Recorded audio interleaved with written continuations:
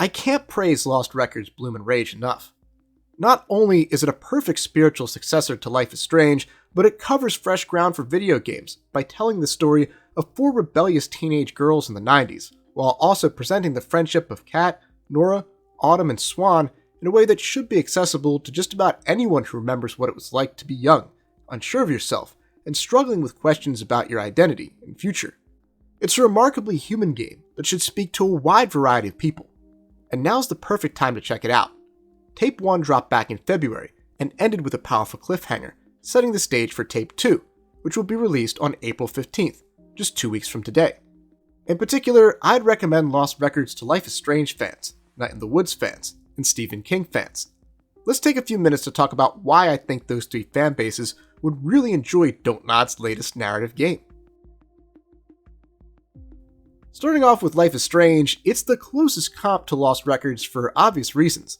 Anyone who enjoyed the adventures of Max and Chloe, or Sean and Daniel, will recognize the familiar gameplay, art style, and storytelling methods. For those unfamiliar with the behind-the-scenes drama, Dontnod stopped making Life is Strange games back in 2016, when they shifted their focus to their own intellectual properties, leaving the franchise in the control of publisher Square Enix, who handed the reins over to Deck 9. Since then, Dontnod has developed games like Banishers, Ghosts of New Eden, and Jusant.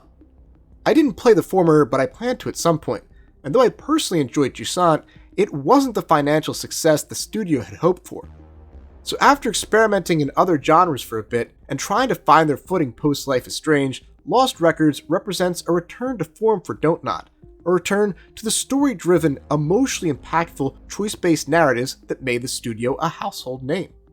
Lost Records hasn't drawn anywhere close to as much attention as Life is Strange did, which I chalk up to a combination of factors, namely that Dontnod has been away from this genre for a few years, and that the game's narrative is a slow burn that seems to be saving most of its fire for Tape 2.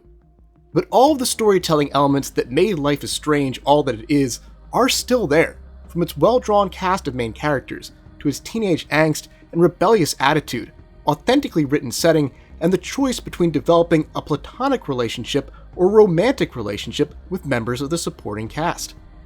Speaking of characters, if you're a Life is Strange fan who misses Chloe, so most of us, then you're sure to find a new favorite companion in either Autumn, Nora, or Kat. All of them, especially Nora and Kat, have elements of Chloe in them, and given how Tape 1 ended, I wouldn't be surprised if the connections between Kat and Chloe become all the more apparent when Tape 2 drops. As for the protagonist, Swan, she's not Max Caulfield, but that's a high bar to clear. Max is one of the best video game main characters of all time. But what's great about Swan is that she's incredibly relatable. At the beginning, she struggles with her self-confidence, has difficulty sticking up for herself, and has few friends. But by the end, she's a bona fide teenage badass who's not afraid to play some loud-ass punk rock in front of the only bar in town. So she might not be Max Caulfield, but the same way we watched Max change and grow into a time-traveling detective faced with some of the most difficult decisions imaginable, so too does Swan change and grow into an amateur rock star who's secretly meddling with the supernatural. For Life is Strange fans, especially those disappointed by the current direction of the franchise, I think all of that should be an easy sell. Now, let's move on to my biggest audience, Night in the Woods fans. One of the things that made Night in the Woods so genuine, so authentic, was its setting, Possum Springs, a former factory town in the Rust Belt. Lost Records is set in Velvet Cove, a small town in Michigan's Upper Peninsula, and the game does a great job of recreating that region's rural, woodlands by the lake setting.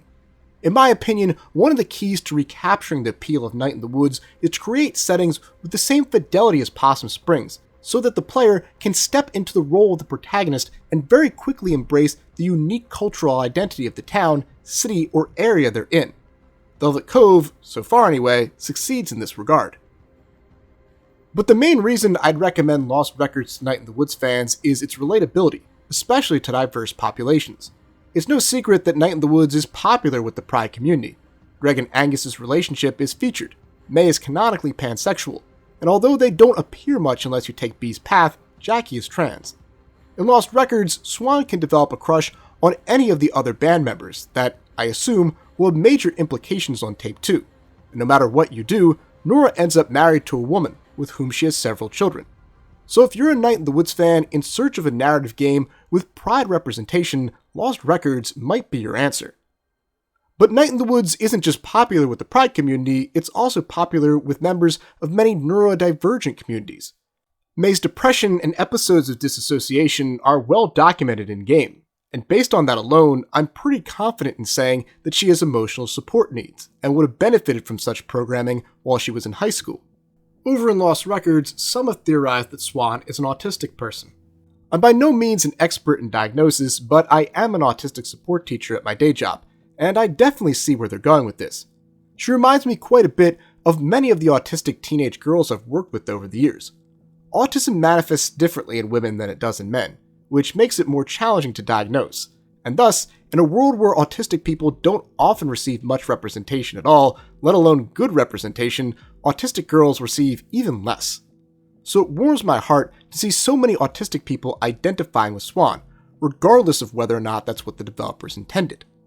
So if it was neurodivergent representation that brought you to Night in the Woods, then Lost Records might be a game that will interest you. Even the narrative structure of Lost Records bears some similarities to Night in the Woods.